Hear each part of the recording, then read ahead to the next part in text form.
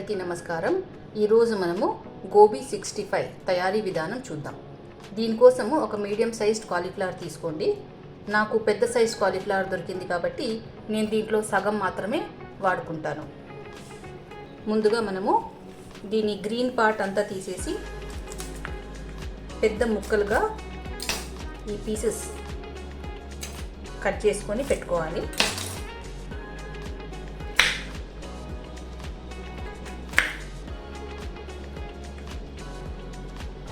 కాలీఫ్లవర్ని మరీ చిన్న పీసెస్ కాకుండా మీడియం సైజులో పీసెస్ కట్ చేసుకొని ఉంచుకోవాలి.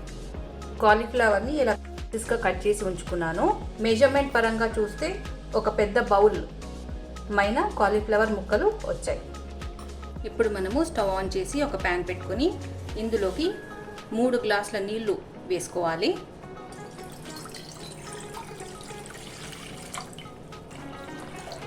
నీళ్లు బాగా మసులుతున్నప్పుడు ఇందులోకి 1/2 టీ స్పూన్ ఉప్పు వేసుకోవాలి.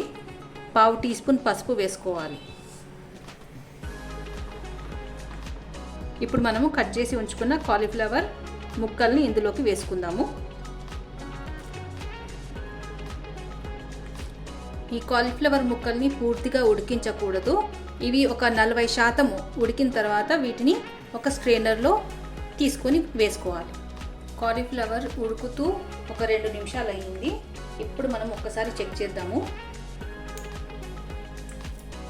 ఈ స్టేజ్లో స్టవ్ ఆఫ్ చేసేద్దాము.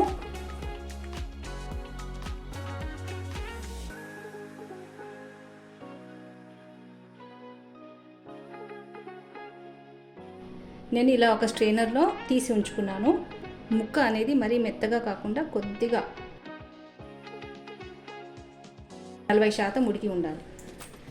మనము ఒక బౌల్ తీసుకొని ఇందులోకి 3 టేబుల్ స్పూన్ల మైదా వేసుకోవాలి.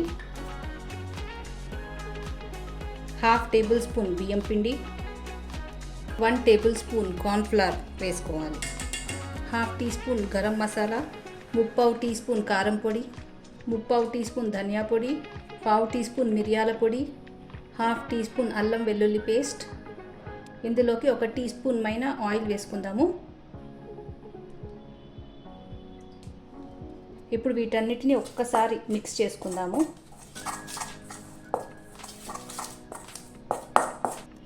ఇందులోకి తగినంత ఉప్పు వేసుకోవాలి. నేను 1/2 టీ స్పూన్ వేస్తున్నాను.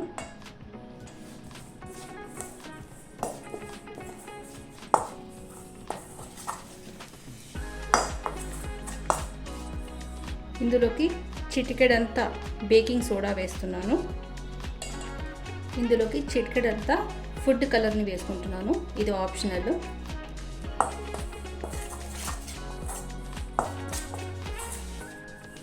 ఇప్పుడు మనం ఇందులోకి కొద్దిగా నీళ్లు పోసుకుంటూ కలుపుకుందాము.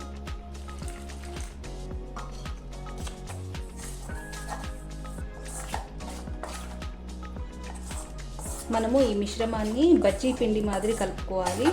మరీ లూజ్గా కాకుండా కొద్దిగా పేస్ట్ మాదిరి ఉండాలి.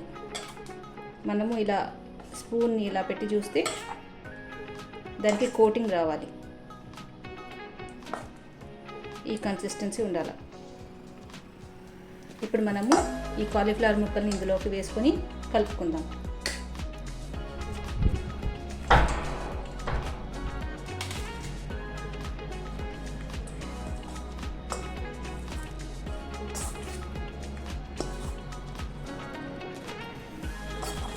కాలీఫ్లవర్ ముక్కలు బాగా కోట్ అయిపోయాయి.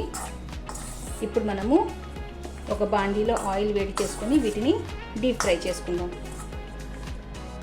ఆయిల్ బాగా వేడెక్కాక మీడియం ఫ్లేమ్లో పెట్టేసి మనం వీటిని ఒక్కటొక్కటిగా ఆయిల్లో వేసుకొని డీప్ ఫ్రై చేసుకోవాలి.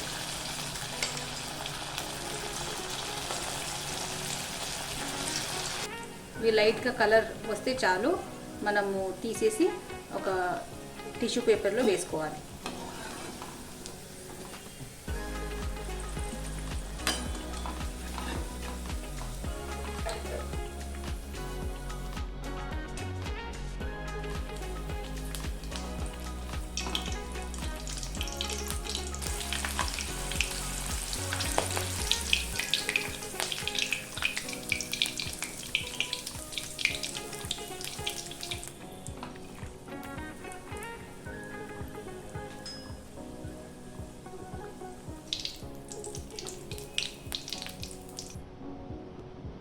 గోబీ 65 రెడీ అయిపోయిందండి.